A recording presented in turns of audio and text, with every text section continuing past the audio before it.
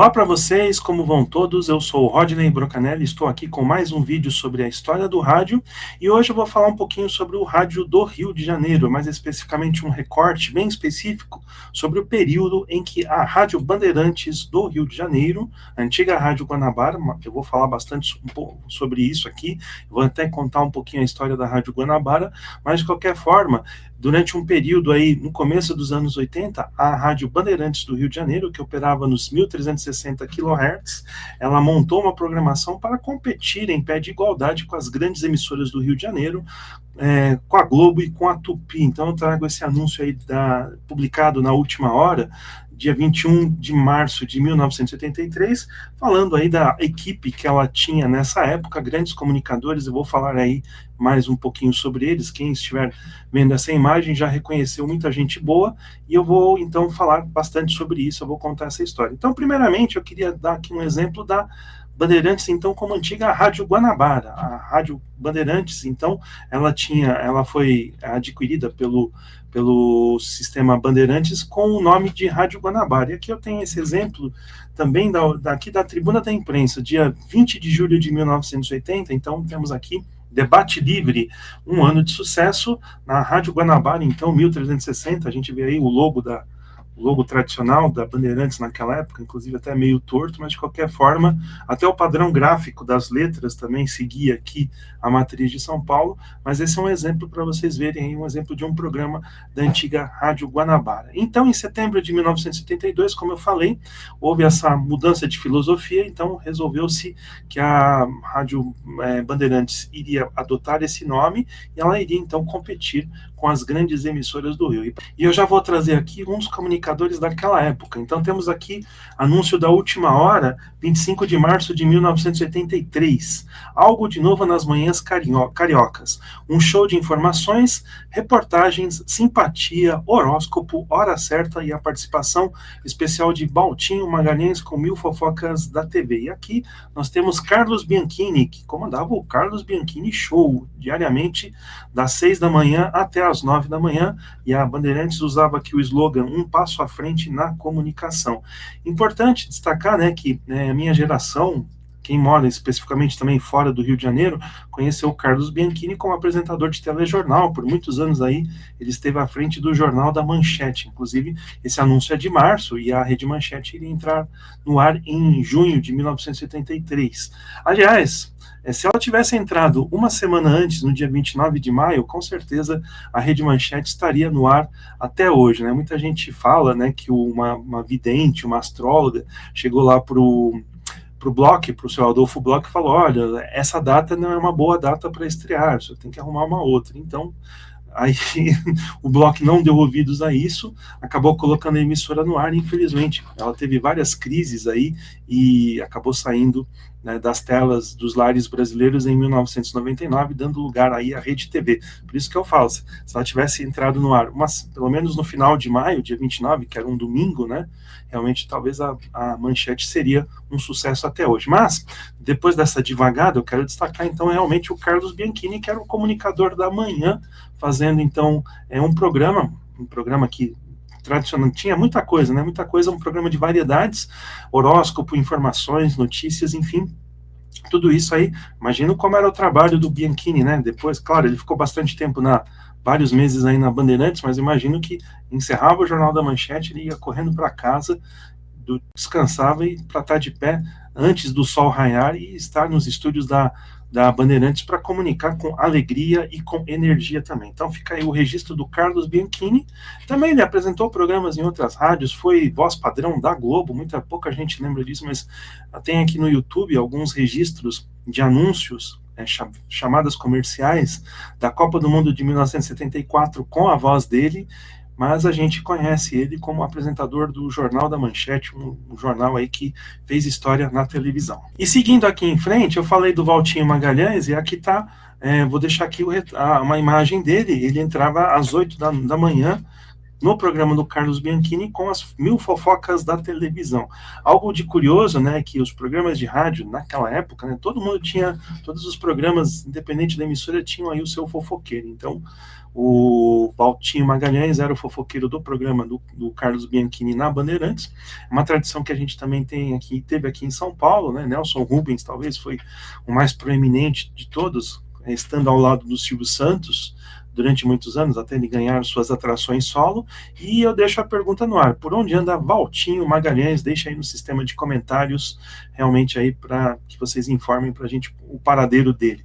Vamos seguir aqui em frente, porque aí também o carro-chefe da emissora. Bom dia, Rio! O melhor comunicador do rádio carioca, mais tarde eu até falo sobre isso, fala ao Grande Rio, levando a você o melhor programa da cidade, Haroldo de Andrade, diariamente das 9 da manhã até às 13 horas. Então, o Haroldo de Andrade, que era um dos astros da Rádio Globo, comandava aí um horário a partir das 9, eu acho até que o horário nobre do Rádio Carioca não era o período que correspondia das 6 até as 9, mas era o das 9 em diante, porque a gente vê aí uma competição muito grande. Então, nós tínhamos aqui o Haroldo de Andrade, que já era um nome consagrado, a Cidinha Campos na Tupi já estava arrebentando também aí na audiência, havia essa polarização, qual era o programa mais ouvido, Haroldo ou da Cidinha. E aí, em determinado momento da carreira dele, ele decidiu deixar a Globo e ir para a Bandeirantes. Inclusive, uma das coisas que me chama a atenção é que aqui no YouTube existe trechos generosos do primeiro programa, o programa de estreia dele em 1982. Eu até hoje estou curioso para saber como é que esse áudio foi preservado, tá? E de que forma que ele acabou sendo divulgado. A gravação me parece ser gravação de rolo, de fita, não é uma gravação feita do ar, né? Com todos aqueles ruídos característicos do áudio, mas está aqui, tem aqui o registro, inclusive até tem a participação do João Saad por telefone, naquela época ele era o manda-chuva do Grupo Bandeirantes, então ele prestigiou a estreia de um contratado na Bandeirantes do Rio de Janeiro. E ele estava aí com seu programa das 9 da manhã até as 13 horas. Então, o Haroldo de Andrade aí, depois ele acabou voltando para a Globo, daqui a pouco eu até falo sobre isso, ele acabou voltando para a Globo e depois seguiu aí até 2003, e quando ele saiu de lá, saiu da emissora carioca e montou a sua própria rádio e ficou nela até ficar doente. Mas vou seguir aqui porque tem mais atrações. Outro grande nome aqui da Rádio Bandeirantes foi Paulo Lopes que estava na Tupi. Anúncio aqui publicado em 18 de abril de 1983. A melhor companhia das tardes cariocas. Música, notícia, informação e comunicação total. A solidariedade humana. Tudo o que acontece na cidade. Show do Paulo Lopes, diariamente das 13 às 17 horas. Uma coisa que eu quero chamar a atenção para vocês é a longa duração dos programas, né? Então, hoje a gente vê uma emissora como a Tupi, né, tendo que fazer das tripas coração para acomodar tantos comunicadores, né, e programas com duração praticamente mínima, né, 2 horas, 1 hora e meia, enfim, ninguém passa aí poucos são os que passam das 2 horas, mas o Paulo Lopes, então, tinha um espaço generosíssimo, das 13 até as 17 horas aí, fazendo a companhia para o ouvinte da Rádio Bandeirantes, lembrando, mais uma vez, que ela operava naquela época em 1360 kHz. E aqui eu vou deixar mais um outro anúncio, né, um anúncio também valorizando bastante Paulo Lopes, escute quem escuta você. Então, show do Paulo Lopes, diariamente das 13 até às 17 horas. E depois do Paulo Lopes, nós tínhamos então outro grande comunicador, que é o Fernando Sérgio. Fim de tarde, um programa diferente, a palavra certa, a opinião sem medo, a voz amiga, 5 de abril de 1983, anúncio publicado na última hora, também saiu aí em outros veículos, mas eu destaquei a última hora. Então aqui programa Fernando Sérgio que anos mais tarde acabaria tendo um grande destaque aí na crise da Super Rádio Tupi na virada de 2017 para 2018, quando a emissora entrou em greve e ela esteve ameaçada aí, o seu futuro esteve ameaçado, mas depois acabou se fazendo aí, não uma composição, mas até hoje, eu vou dizer, não tenho medo de dizer que houve um golpe na greve, tá? Eu entendo o lado de quem realmente quis voltar, mas eu acho que de repente não houve empatia com aqueles que estavam sem receber. E só voltando aqui ao caso da Bandeirantes, o Fernando Sérgio então foi um comunicador, naquela época ele fazia o final de tarde, anos mais tarde na Tupi, ele fazia o horário da madrugada. Pouco tempo depois aqui, acho que em 1984, ele passou a apresentar o jornal regional na TVS, o SBT. Ele apresentava o Noticentro também na SBT, então o Fernando Sérgio aqui comunicando para o ouvinte da Rádio Bandeirantes diariamente das 17 até as 19 horas. Aqui tem um anúncio importante com pesquisa do Ibope, mas eu quero chamar a atenção para vocês de alguns detalhes. Ibope aponta Haroldo de Andrade como o melhor comunicador do rádio no Grande Rio. Na mais recente pesquisa de hábitos e preferências por programação de rádio, realizada pelo Ibope no Grande Rio, Haroldo de Andrade apontou no primeiro lugar como o melhor comunicador do rádio. O quadro revela a proposição dos 3 principais comunicadores do horário das 9 às 13. Isso aqui foi publicado em 26 de março de 1983. Então a gente tem aqui Haroldo de Andrade com 36,9%, CC, que significa Cidinha Campos, aliás, que maldade, né? 27,3% responderam que a Cidinha Campos era a melhor comunicadora do rádio na Grande Rio, e aqui embaixo, RF, Roberto Figueiredo, que substituiu o Haroldo de Andrade na Globo, aqui com 15,5%. Eu quero chamar a atenção de vocês para esse detalhe aqui. É uma pesquisa que ela não é uma pesquisa de quantos ouvintes cada comunicador tinha, mas qual era o melhor na opinião daqueles ouvintes. E aqui, né, uma pesquisa de recall. E aqui o Haroldo de Andrade, então, estava nas cabeças, e foi isso que fez com que a Rádio Bandeirantes publicasse esse anúncio. Essa mudança na programação, depois eu estava dando uma olhadinha aí, fiz uma pesquisa mais detalhada, uma apuração bem atenta, e a Bandeirantes ela saltou para o 5º lugar na audiência, competindo aí com as grandes emissoras. Claro, talvez se esse projeto tivesse mais continuidade, depois até vou falar um pouquinho sobre isso, a Bandeirantes conseguiria chegar entre as 3 primeiras, mas esse investimento rendeu frutos, e ela acabou então entrando aí na 5ª colocação nas pesquisas, naquele ranking de audiência, tá? Vamos seguir aqui em frente. Eu quero destacar uma notícia triste daquele período. Então, também aqui da última hora, 22 de junho de 1983. A atriz e radialista Lídia Raimundo Santos de Oliveira, astróloga Maracade, da Rádio Bandeirantes, foi sepultada ontem de manhã, dia 22, no cemitério São João Batista. Ela foi velada na Capela 9 da Real Grandeza, e mais de 100 pessoas, entre parentes, amigos e admiradores, acompanharam o enterro. Há 10 meses atuando como astróloga no programa Carlos Bianchini, Lia adotou o pseudônimo de Maracade, e na segunda-feira, dia 20, quando lia o horóscopo por volta das 7h45, sentiu-se mal. Acometida de um ataque cardíaco, caiu ao chão com o programa ainda no ar, enquanto Carlos Bianchini tentava ampará-la. Os estúdios da emissora no edifício Dark de Matos, Avenida 13 de Maio, 6º andar, são vizinhos do PAN 13 de Maio do INAMPS, um posto de atendimento do INAMPS, né, que era localizado no 14º andar. Funcionários da rádio dirigiram-se ao posto e pediram que um médico atendesse a radialista. Porém, nenhum médico compareceu.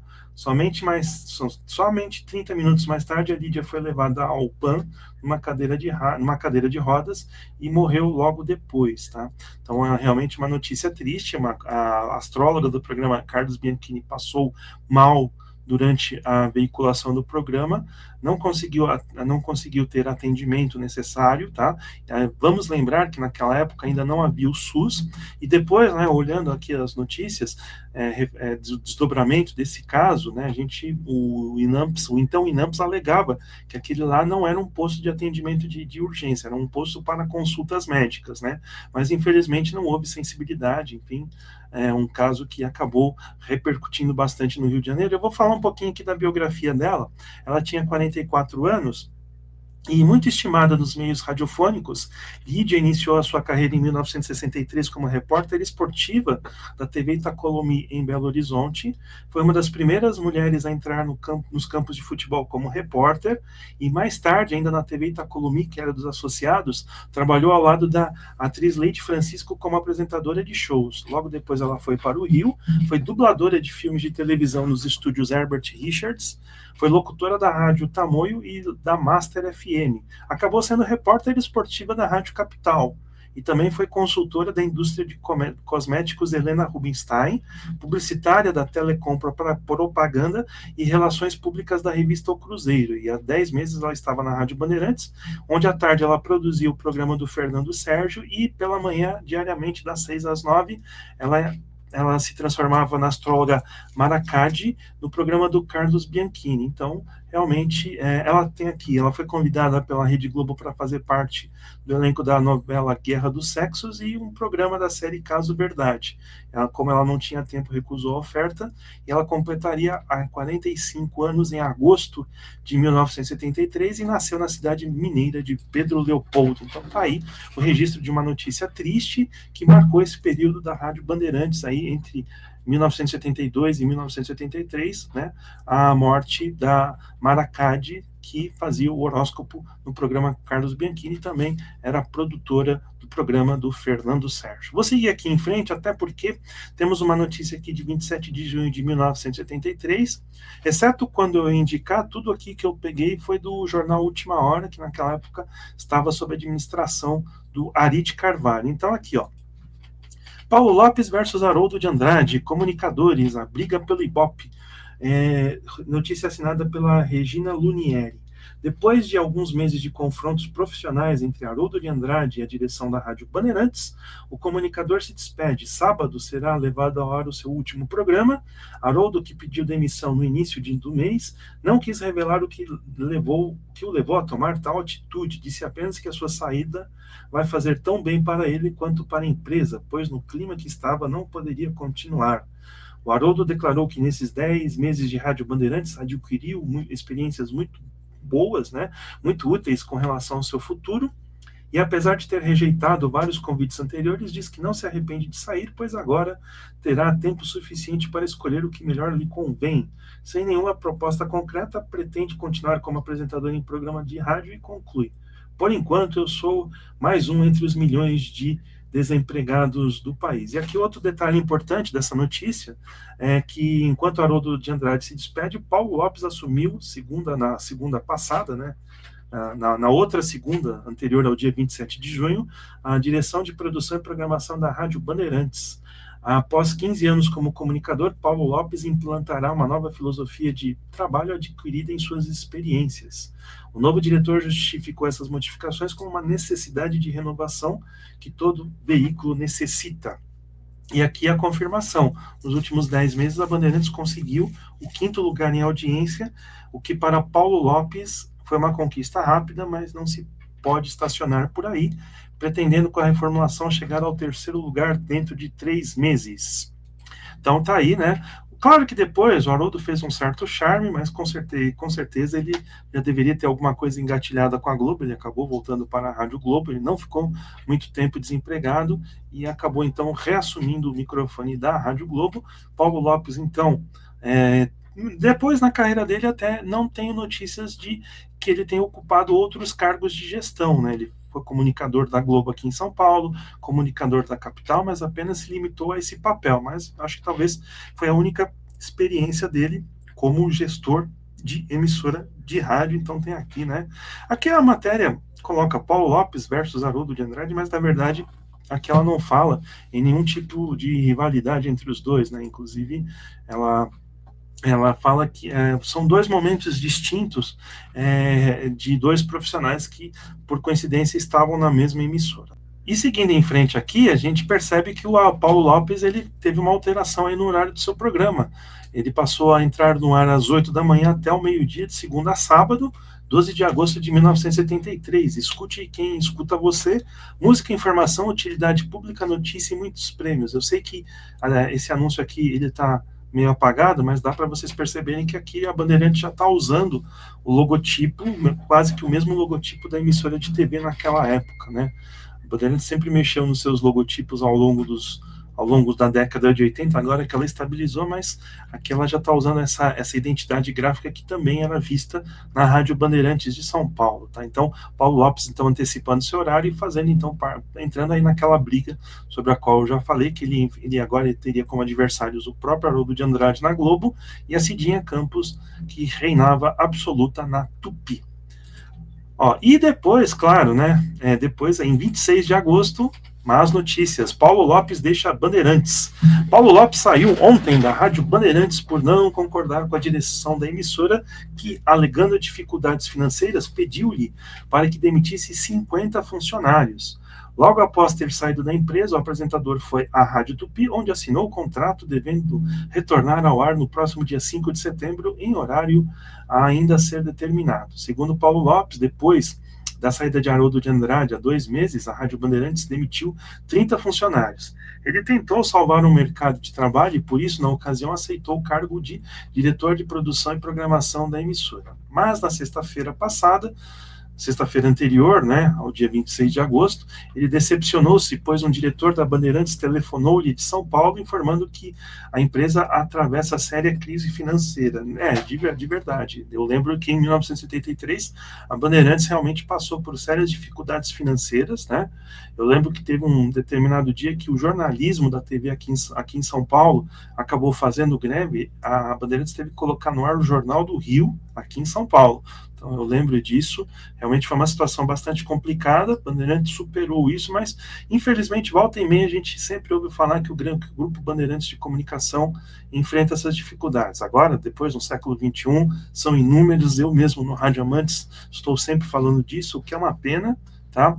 Antes que de repente alguém fale alguma coisa, eu tenho uma enorme admiração pelo Grupo Bandeirantes, a Rádio Bandeirantes fez parte da minha vida, da minha infância, tá? Momentos aí de memória afetiva muito grandes tem a ver com a Rádio Bandeirantes, enfim, por isso que a gente torce para que ela esteja bem, para que ela siga altaneira e que ela consiga resolver todas as suas dificuldades. Mas a gente pode ver aqui por essa notícia que elas não vêm de hoje, elas vêm de há muito tempo. Eu vou seguir aqui lendo essa notícia. Aí temos aspas aqui do Paulo Lopes. Ainda tentei contornar. Respondi que poderia haver outras soluções. Na última terça-feira, quando eu estudava alguma saída, o referido diretor entrou em contato novamente comigo e disse-me que o único jeito era a demissão dos 50 funcionários.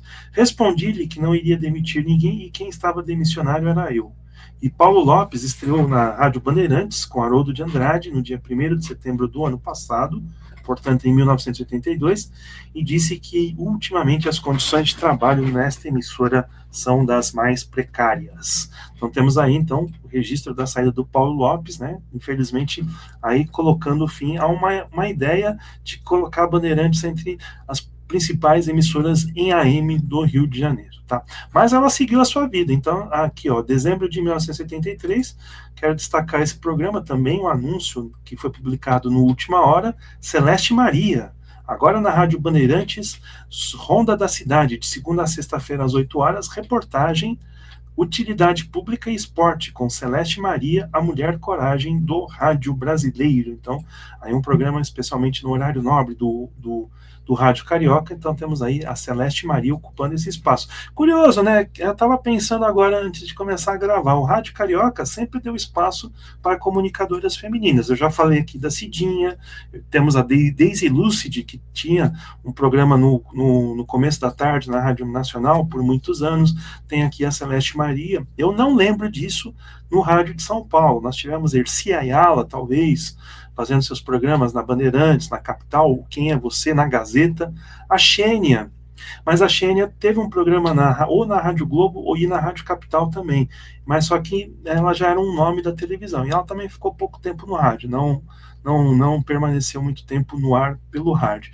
Mas assim, o Rádio Carioca, ele tinha, as mulheres tinham uma participação muito mais destacada em programas de rádio, então cabe pensar isso aí, tá? Para vocês verem como demorou para que as mulheres passassem a ter um protagonismo no rádio de São Paulo. Isso começou com a FM, depois aí a coisa foi melhorando. Sônia Abrão acabou sendo uma das que mais se destacou nesse sentido, com programas aí na Rádio Capital, na Rádio Globo. Isso estou falando, tudo isso aí a partir dos anos 80 e 90, tá? Do século passado. E seguindo aqui em frente, eu vou falar um pouquinho dos destinos da Bandeirantes, né, da Bandeirantes no Rio. Ela seguiu a sua vida, né, e aí ela acabou se transformando até numa rádio bastante discreta dentro do panorama do grupo, né? Eu lembro que ainda nesse século ela teve transmissões esportivas com o Edilson Silva, ele manteve uma equipe esportiva lá, só que aí já com o deterioramento da faixa, infelizmente o sinal não chegava muito longe aí no Grande Rio, e ela fez uma importante modificação aqui em 2021. A Rádio Bandeirantes efetivou na última sexta-feira, dia 1º de outubro de 2021, a sua mudança de dial no AM do Rio de Janeiro.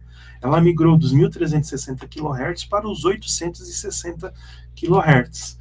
Essa alteração já estava prevista desde setembro de 2020 e vinha sendo comentada em espaços para discussões de radialistas na internet, entre aspas, WhatsApp. A emissora ganha em termos técnicos com essa migração, porque o seu sinal poderá chegar bem mais longe, ultrapassando até as fronteiras do estado do Rio. Por quê? Os 860 kHz pertenciam ao antigo sistema Globo de Rádio, que colocou no ar em fases distintas duas emissoras históricas, a Mundial, que acho que foi a principal emissora, e a CBN a partir de 1993. E aí, como não houve interesse em ficar com as frequências do AM, a outra era da Rádio Globo, e o grupo já tem 2 canais próprios em FM, decidiu-se pela devolução dos canais de AM à União em 2018. E eu vou seguir aqui falando um pouco mais da Bandeirantes, da história da Bandeirantes como Guanabara, né? A Bandeirantes, naquela época, abriu mão de uma frequência histórica no Rio, que aquela frequência abrigou a Rádio Guanabara, que na época áurea do rádio ganhou relevância por sua cobertura no futebol, contando em diferentes momentos com nomes históricos da crônica esportiva, como do Alcei Camargo, João Saldanha, Mário Viana, Duvaldo Cosi, entre outros. E é importante destacar nisso, que naquela época a emissora estava deixada de lado, e grande parte da sua programação era terceirizada, e não havia mesmo um simples investimento para que o seu sinal seja veiculado na internet por intermédio de um site oficial. Inexistiam perfis oficiais nas grandes redes sociais, como o Facebook, o Twitter, hoje o X, né? E aí, né, a ingenuidade do escriba, que no caso era eu, né, espera-se que essa alteração no dial possa significar um novo tempo para a Rádio Bandeirantes no Rio de Janeiro. Tudo que um jornalista não pode ser é ingênuo, né, mas era uma manifestação de uma esperança, até porque depois eu vou explicar o que aconteceu. Um dos grandes destaques daquela época era o Reclamar Adianta, e foi através do Reclamar Adianta que foi feita a comunicação oficial dessa alteração. E aí o que aconteceu? Então, eu quero citar esse trecho aqui do Tudo Rádio, né? Então, houve a migração para os 84,9 a partir dos 960 kHz, né? Então, e aí, com essa migração, com esse canal no FM estendido, o Grupo Bandeirantes, então, pediu a migração da migração, algo sobre o qual a gente tem falado bastante aqui, né? Nesse espaço. Não é ilegal, mas, infelizmente, as próprias emissoras de rádio estão sabotando uma faixa dedicada para elas colocarem as suas emissoras, para fugir da deterioração do sinal do AM. E aí, claro, em algumas localidades não dá para fazer isso. Aqui na Grande São Paulo está tudo lotado. Praticamente, se alguém conseguir fazer isso, vai ser assim, na unha, vai ser uma questão feita realmente repetindo na unha, mas no Rio de Janeiro era isso, é possível fazer isso, por isso que eu falei, o Grupo Globo perdeu uma grande oportunidade de ter uma nova emissora em FM para lançar algum tipo de programação aí, tentar se restabelecer no rádio, mas talvez eu acho que a experiência da nova Rádio Globo foi bastante traumática e fez com que eles ficassem limitados apenas ao que eles já tinham, né? Aqui em São Paulo, infelizmente, o único projeto de FM para o Sistema Globo de Rádio, não é mais hoje assim, chamado assim, hoje é Grupo Globo, né, inclusive o rádio e jornal estão juntos no mesmo centro de custos, então o único projeto aqui em São Paulo é a CBN, então, enfim, né, claro, eu estou falando de Globo CBN, mas de Globo CBN e a Bandeirantes, até porque as histórias se interligam, então, a partir do momento em que essa migração foi efetuada, a Bandeirantes, então, acabou colocando a sua programação em 91,1, e hoje nós temos aí a Band FM brigando aí também na audiência. Para mim parece que ela está até com uma base de ouvintes bem razoável, claro, tem espaço aí para poder crescer. A programação, eles acabaram se tocando de que não pode ser uma programação muito nacional, tem espaços locais aí bastante generosos, e eu acho que isso está fazendo com que essa Band FM seja bastante competitiva, tá? Então é isso, eu falei um pouquinho aqui da história da Rádio Bandeirantes do Rio de Janeiro, o período que ela tentou brigar aí pelas primeiras posições da audiência. Infelizmente ela não conseguiu devido a problemas internos, os eternos problemas que fazem com que a Bandeirantes não alcance o lugar que ela deveria aqui no panorama da comunicação comunicação brasileiro. É isso. Um grande abraço a todos, eu fico por aqui, volto numa próxima oportunidade e até mais.